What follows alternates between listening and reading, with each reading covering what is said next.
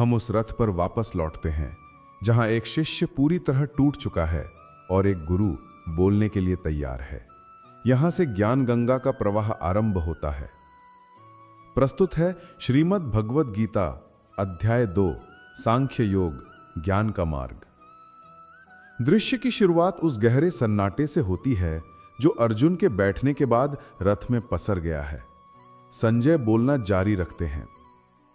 हे राजन, अपने शिष्य, अपने मित्र, अपने अर्जुन को इस तरह आंसुओं में डूबा हुआ और करुणा से व्याकुल देखकर सारथी मधुसूदन के होठों पर वही रहस्यमयी मुस्कान बनी रही, पर अब उनकी वाणी में शहद जैसी मिठास नहीं बल्कि बिजली जैसी कड़क थी। वो बोले, अर्जुन, इस संकट की घड़ी में ये कायरता तुम्हारे मन में आई कहां से? ये श्रेष्ठ पुरुषों का आचरण नहीं है। ये न तो तुम्हें स्वर्ग दिलाएगा न ही संसार में कीर्ति। हे परंतप, अपने हृदय की इस छोटी सी, इस तुच्छ दुर्बलता को त्याग दो और युद्ध के लिए खड़े हो जाओ। ये फटकार किसी दुश्मन की नहीं थी। ये एक गुरु की पहली चोट थी जो शिष्य के मोह के कवच को तोड़ने के लिए जरूरी थी। अर्जुन तिलमिला गए।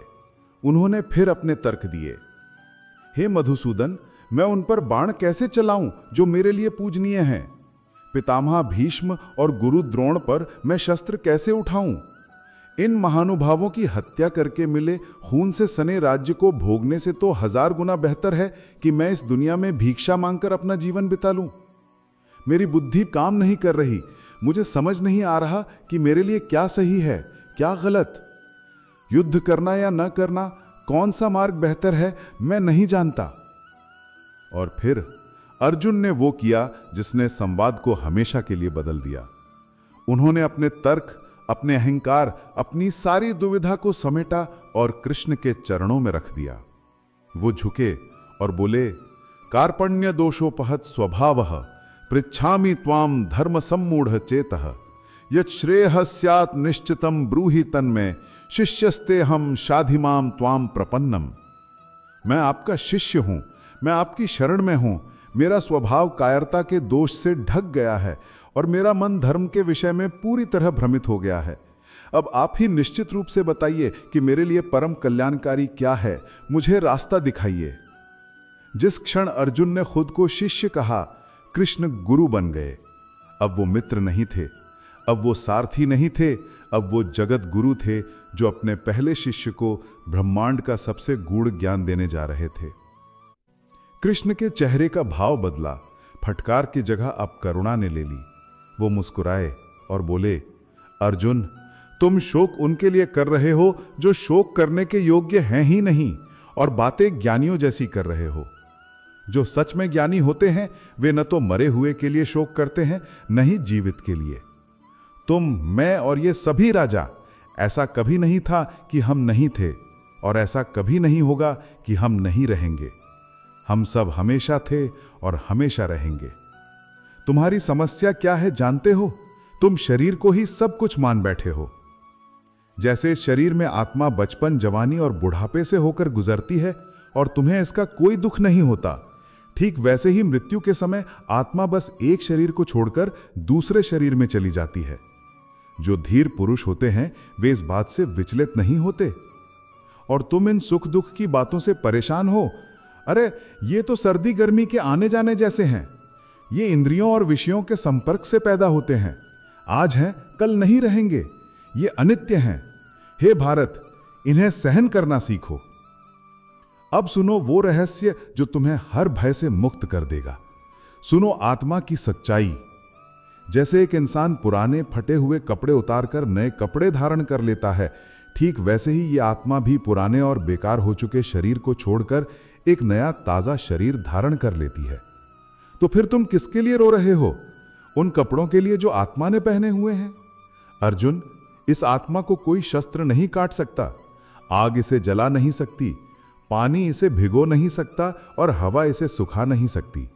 ये आत्मा अजर है, अमर है, अविनाशी है, नित्य है, सर्वव्यापी है, अचल है और सनातन है। ये हमेशा रहने वाली है। अगर तुम इस सत्य को जानते हो तो फिर शोक कैसा? और चलो एक पल के लिए तुम्हारी बात मान भी लें।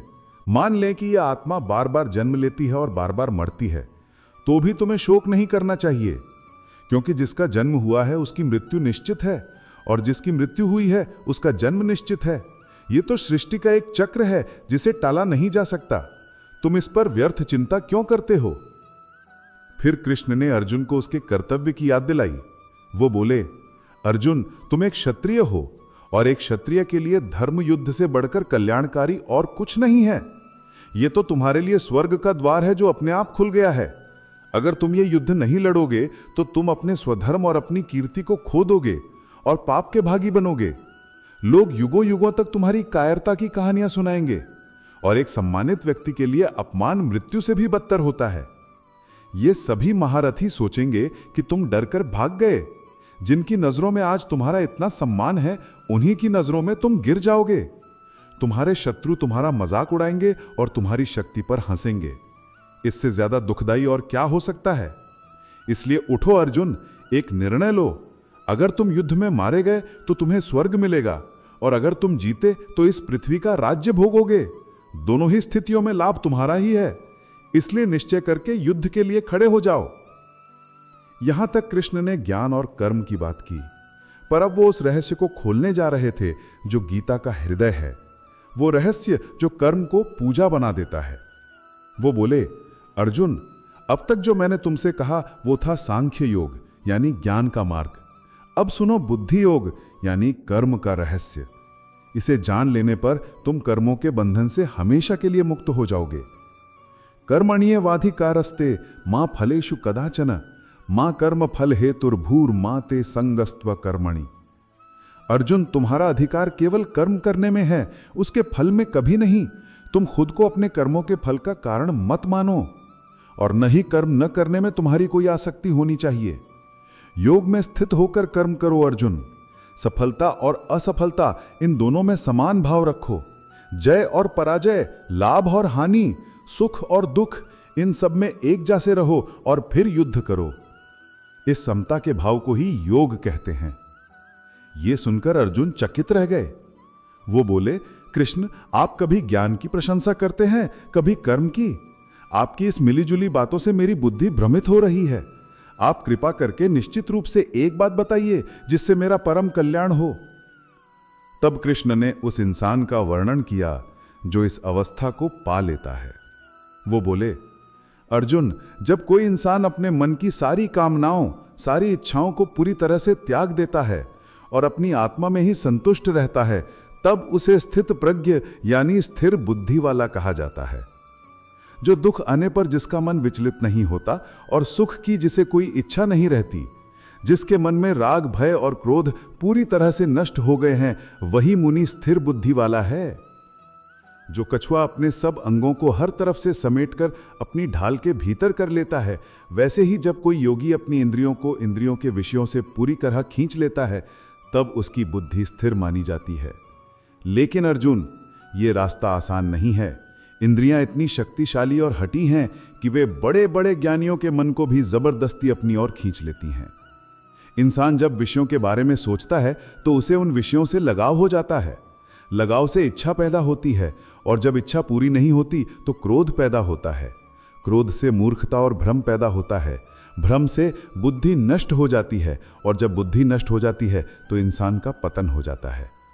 लेकिन जो योगी अपनी इंद्रियों को वश में करके राग और द्वेष से मुक्त होकर विषयों को भोगता भी है, वो परम शांति को प्राप्त करता है।